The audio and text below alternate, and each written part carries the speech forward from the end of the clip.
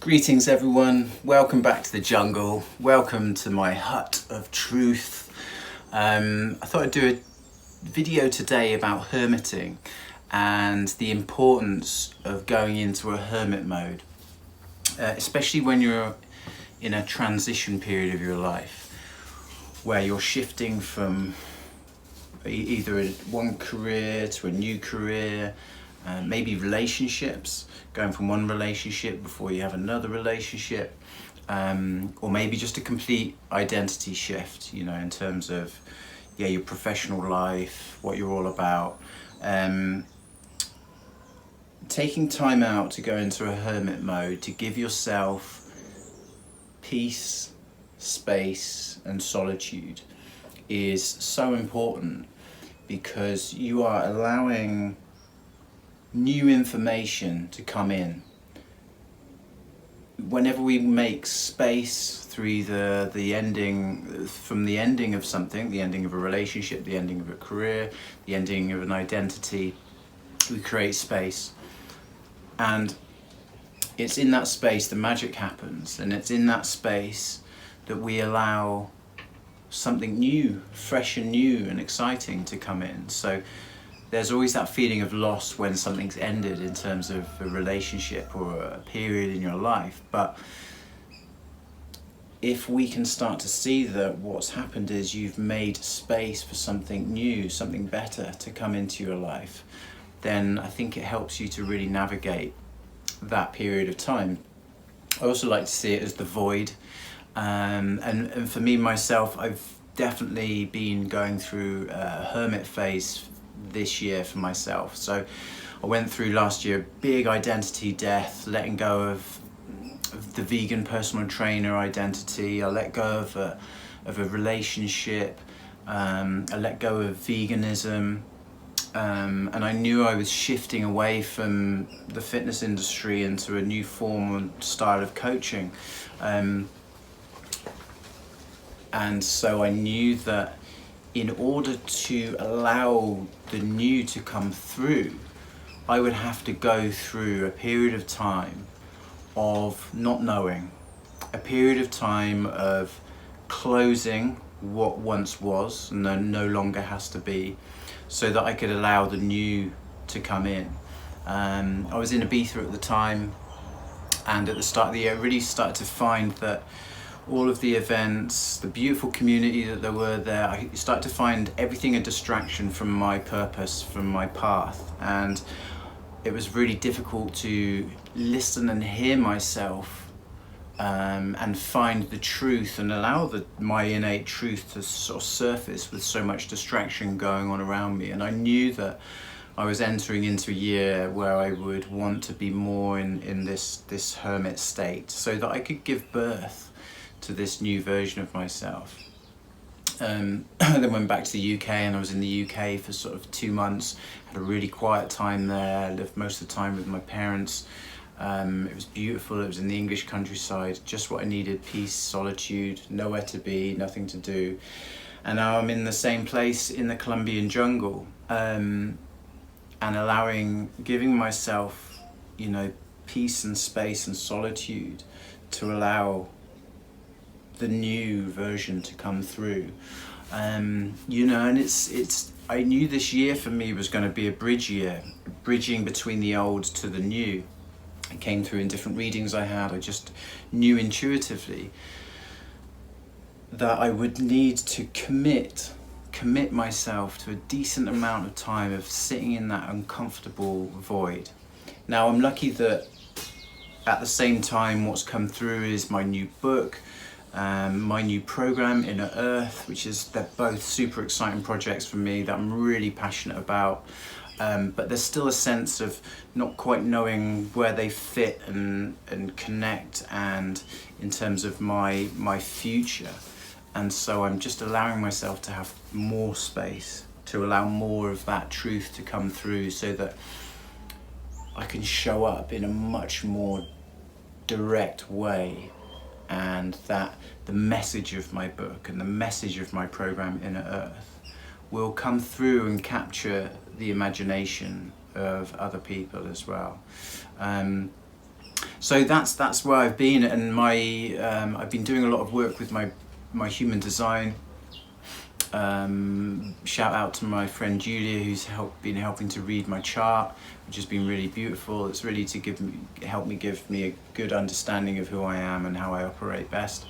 I'm a projector, and one of the strategy for a projector is to wait for the invitation, and it's been very difficult, as I expect most projectors find, in that when you have to wait for the invitation, it means that you have to step away from this very traditional and societal based way of doing, right? To be effective, we feel like we have to go out there, we have to grind, we have to fight, and we have to make shit happen.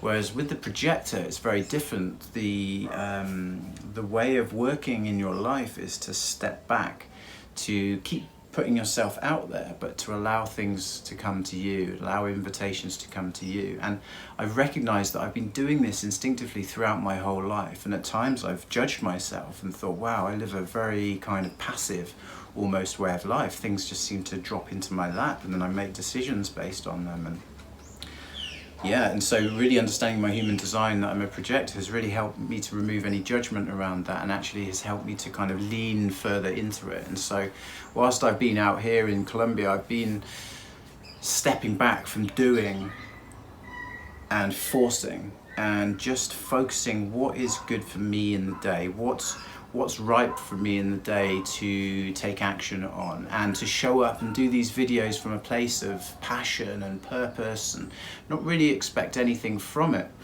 And so I've been doing more of this, and I'm sure if you've been watching my videos, you'll have seen me doing more of this. Now, what's happened since then is that, I mean, since I've been in Colombia, I've done a talk with a classroom of students in Iraq. I've been invited as a guest on a friend's yoga sangha to be a special guest to talk about self-acceptance.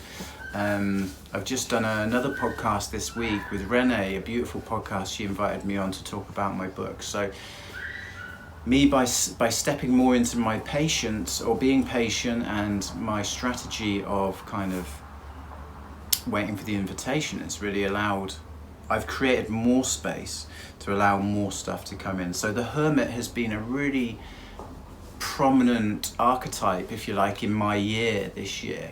And then this week I showed up for a 1-hour workshop by a channeler called Paul Selig. I've been a big fan of Paul Selig for a few years now. I've watched his podcasts with Aubrey Marcus. I've read the books that he's channeled through his guides, and so much of what he's channeled has really spoken to me and rang true with me.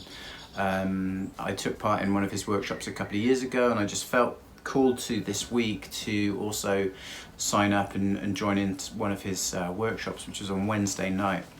He also holds a Q&A at the end of the channeling, where you can ask questions. He has a lot of people on these calls, so I was lucky enough to get chosen to ask a question again, and I just wanted to share the question and the answer that he gave from his guides for me. I mean, it's very personal to me, but it really speaks to the hermit that I've been talking about today in this video. And so I just wanted to share it with you. It's quite personal, but I think it will really resonate with you. If nothing else, it's fascinating to watch Paul channel his guides, and he also speaks to your higher self. He connects with your higher self to ask questions.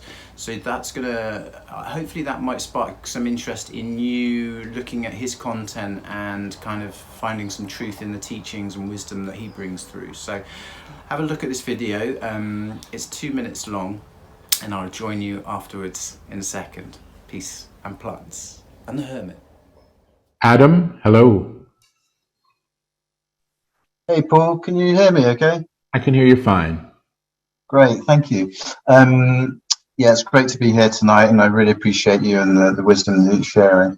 I'm in a transition sort of year for myself at the moment, shifting from like an old identity into a kind of new one to do with career, but personal life as well. And I'm currently on a personal journey in South America at the moment with plant medicines and stuff. So I'm in this real period of change in my life. I just wondered if there was anything that could come through that could help me with this All right. part of my journey. Okay. Thank you. Let me see what you want to tell me. You're saying that I don't have to know what's happening until it happens. Like, duh, but that's the truth. You can't figure this one out. Your old mechanisms aren't working. It's like how you've measured things. It's like the calculations are all screwy. It's like the yardstick just, got twisted. It's nothing adds up. And it's not supposed to for a while. Why? He's changing. So he can't use the old standards to support him. He has to receive the new. He has to receive the new. I do hear, be diligent in your awareness of what's required of you in the day, for the day, not the rest of your life. Why diligent? This is more about not getting confused by others' needs for you. Do you understand that? That's what seems to be important here. And that would include, I expect, somebody who's telling you what you should do in terms of a process. Right. So that's about discernment. And I think the process you're in is ongoing, but I don't feel like it's much more 4, 5, I hear 4, 5, 6 months. So there's a period here, but it's useful. Yes, but they're saying it again. You're knowing what you need next as you need it, not as you think you should. Okay? Good luck to you. Thank you. You're welcome. So I hope you enjoyed that channeled bit of wisdom from Paul Selig and his guides. It's really helped me to lean more into this process of the hermiting, which I'm currently going through. The guides very much saying it's really important to be discerning who you take advice from, but also to make decisions based on what's coming up for you each day. And I felt like at the moment, because so much of my world feels upside down and I'm trying to figure out a new way of being because I'm in this transition, I've also been instinctively stepping back and just being like, I'm going to let go of planning anything 2 weeks, 4 weeks, 6 months in advance, and I'm just going to focus on what's going on for me in the day now. Each day and living that. And I know that's not possible for everyone, but I just wanted to finish and say that, look, if you are serious about changing your life and you're really frustrated, maybe even a little bit depressed with your life and where it is at the moment, and you want to change it, that requires deep commitment, okay? And it might require you to commit financially, but it will certainly require you to commit energetically and with time as well, to give yourself the space to allow this new version of you to come through, to allow yourself to think deeply about who you are and what you want, and so that you can start using tools, speaking out to wisdom keepers, way showers, other people that can guide you and help you through your process. And like the guide said, they see another 4 to 6 months from me on this process. It's been I'd say it's been a year really. It's been since January for me, and I've had to go on quite a journey to get through, but I will come through it and I'll be out the other side and I'll have transitioned to this new place. But had I not had the courage and the courage and the strength and the energy to really push myself through this difficult period of being a hermit, saying no to things, being in my own zone, being in my own space for a period of time, then I wouldn't have been able to give birth to this new version of myself. So that's today's message. The hermit mode is really important if you are looking to change yourself, to shift from one old identity to a new one. Give yourself time, give yourself space and peace, so that you can do this and so that you can allow your innate wisdom to come through you, and so you can blossom as the new flower or butterfly that you are going to become. All right, that's it for now. Peace out and jungle power. Ciao.